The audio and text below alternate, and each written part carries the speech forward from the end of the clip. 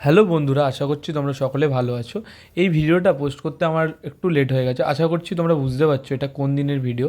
এটা হচ্ছে আমাদের মাহেশের রথযাত্রার ভিডিও, যেটা কিনা আমাদের মাহেশের ঐতিহাসিক রথযাত্রা 629তম। তো আমি সকাল সকাল চলে গেছিলাম আমাদের মাহেশের মহাপ্রভু জগন্নাথ দেবের মন্দিরে। এবার বেরিয়ে আমি মন্দিরে প্রবেশ করার সময় হঠাৎ প্রচুর পরিমাণে বৃষ্টি নামে। তারপর ওই বৃষ্টিতে ভিজে ভিজেই আমি মহাপ্রভুর দর্শন করছিলাম। অন্য দিনের মতন এই দিনও ভক্তদের ঢল নেমে এসেছিলো প্রচুর পরিমাণে। সবাই নিজের নিজের মনস্কামনা পূর্ণ করার জন্য মহাপ্রভুকে জড়িয়ে ধরে মাথা ঠেকিয়ে প্রণাম করছিল ও পুজো দিচ্ছিল। তারপর একটা নতুন জিনিস দেখলাম, জগন্নাথ বাড়ির ট্রাস্টি বোর্ডের পক্ষ থেকে এখানে জগন্নাথ মহাপ্রভুর বিভিন্ন জিনিস রাখা হয়েছে, যেমন গেঞ্জি থেকে শুরু করে আরও অনেক জিনিস। তারপর আমি দেখলাম যে ফাংশান হচ্ছিল।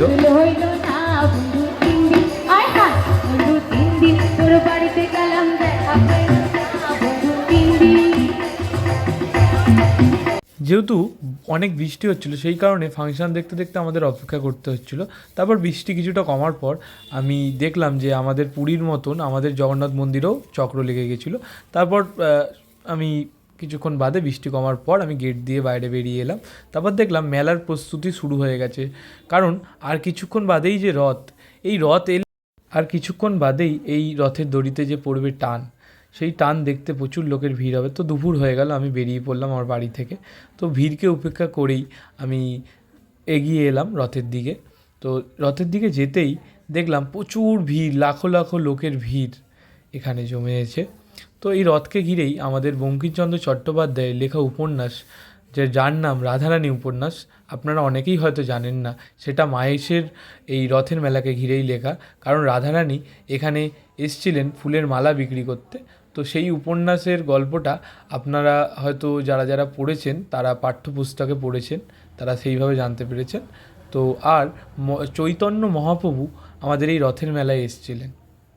আরেকটা কথা, এই রথকে ঘিরে আমার একটা শ্লোক মনে পড়ে, যেটা হচ্ছে রথযাত্রা লোকারণ্য মহা ধুমধাম, ভক্তেরা লুটায় পড়ে করিছে প্রণাম। কারণ এই কথাটা বলার উদ্দেশ্য হলো, আমি প্রচুর লোককে দেখছিলাম যে যেই দড়ি দিয়ে বাইরে ব্যারিকেড দেওয়া, সেই দড়িতেও তারা প্রণাম করছিল বা দড়ি ধরে টানছিল, কিন্তু ওটা কিন্তু অরিজিনাল রথের দড়ি নয়। তো আর এই কারণেই আমি বলিনি কেন, ভক্তিতে মিলায় বস্তু তর্কে বহুদূর। তো আমি রথ টান দেখার পর আমি আমাদের জলছত্র ক্যাম্প ছিল সেখানে এগিয়ে এলাম।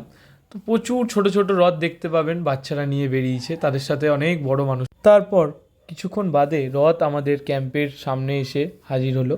তো এই রথ যারা টানে তাদের প্রচণ্ড প্রতিকূল পরিস্থিতির মধ্যে দিয়ে যেতে হয়। কারোর হাত কেটে গেছে, কারোর পা কেটে গেছে, বা ভেতরে প্রচণ্ড গরম। তার মধ্যে দিয়েও আমাদের ক্যাম্পের সামনে যখন গান বাজছিল, তারা তাদের আনন্দকে নিজেরা খুঁজে পেল, তাই তারা একটু নাচানাচি করে নিল। তারপরে তাদেরকে জল দিয়ে আমরা সহযোগিতা করলাম। আর দু একটা টানের মধ্যেই রথ বা আমাদের জগন্নাথ মহাপ্রভু তার নিজের মাসির বাড়িতে পৌঁছে যাবেন। তো খানিকক্ষণ বাদেই রথ থেমে গেল আমাদের মাহেশ পেট্রোল পাম্পের গায়ে, যারা চেনেন তারা জানবেন। তো ওখানে আস্তে আস্তে রথের দড়ি খুলে নেওয়া হলো, তারপর ঘোড়াগুলো একে একে খুলে নেওয়া হলো, তারপর জগন্নাথ মহাপ্রভু, বলরাম, সুভদ্রা দেবীকে আস্তে আস্তে নামিয়ে মাসির বাড়ির দিকে প্রস্থান করা হলো। তারপর আমি চলে এলাম যেখানে আমাদের জগন্নাথ দেবের মাসির বাড়ি। তো সেইখানে ঢুকে দেখলাম এখানেও খুব সুন্দর মেলা বসেছে। তো আমাদের মাহেশ জগন্নাথ দেবের যে মাসির বাড়ি, সেখানে আমি গিয়ে দেখলাম প্রথমেই সুভদ্রা দেবী চলে এসেছিলেন। আশা করছি ভিডিওটা আপনাদের ভালো লেগেছে, তাহলে আমার চ্যানেলটাকে লাইক, কমেন্ট অ্যান্ড সাবস্ক্রাইব করে দেবেন।